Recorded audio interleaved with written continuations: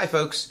Wanted to talk about something that's been happening in the SI world lately, and I wanted to share it with my group. But before I do that, I want to definitely give shout out and props to Ray Allen. Ray Allen has been doing a lot of amazing work on the East Coast with regards to bringing people together, bringing this SI community together, and bringing up important questions.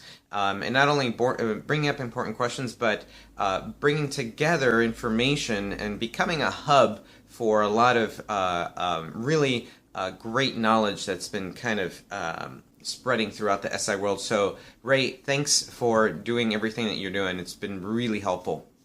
So the other day, in one of the private forums that he manages, there was a question, and I offered to give my feedback, or at least a couple of talking points from my perspective. So I'm going to read a little bit about little bit of what he wrote, and then address it from my point of view. So he said.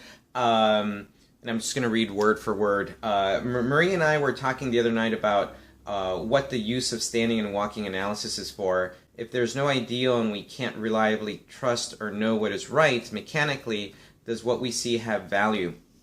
So I think that's very important.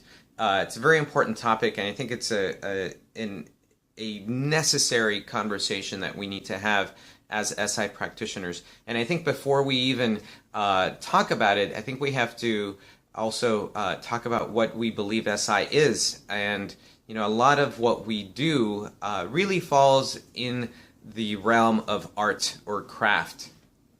Right now, there is science behind a lot of gait analysis and movement and screenings and stuff like that. But really, when you look at the SI world, we are still firmly in the world of craft, in the world of art, which is great, in my opinion. I love it.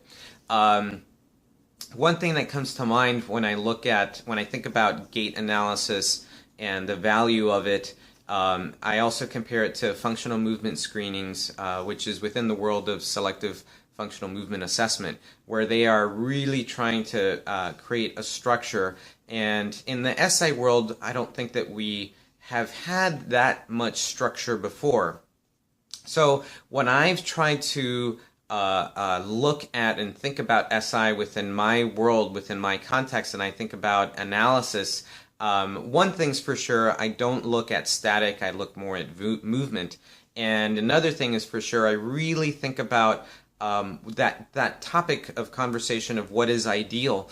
And when I think about movement and ideal movement, I have to go back to how we behave and how we moved as children. And if you look at the 4 to 5-year-old, that to me is closest to ideal, at least if someone who's highly functional or in that age range.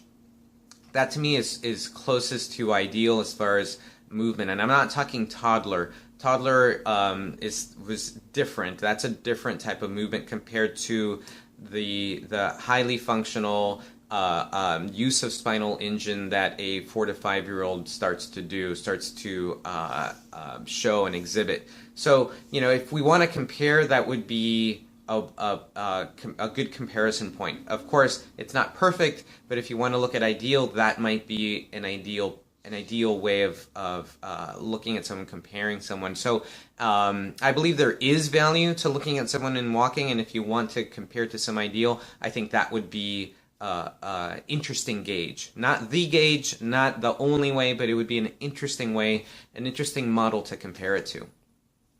The other thing that Ray Allen wrote is, in my personal experience as a client and practitioner, I sense it does. The other thing that Ray wrote was, are we simply asking the client to pay attention to their felt sense and movement? What is it we practitioners think we see? I have to wonder if what I think I see isn't simply a reflection of sympathetic tone, which disrupts timing or motor control and a level of ease, comfort, and fluidity. So I think it serves a purpose, just not a biomechanical one. So I think that is an interesting model. Again, that's an interesting model to to place and to think about when you're analyzing someone.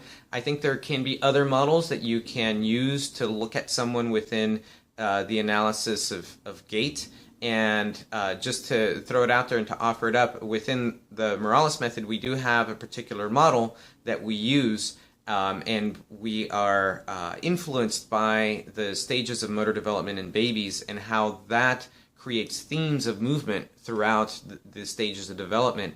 And these themes of movement really fall within certain planes. So we use that whole structure to create a model by which we can body read, can assess, and eventually then can work on someone. So to put it a little more simple, when we develop, we have particular moves at particular stages, and we've noticed that these moves are really centered along certain themes. For example, very early on there's flexion, and then eventually there's sideways movement, then eventually there's some transverse movement, and then eventually there's rotation in the spinal engine.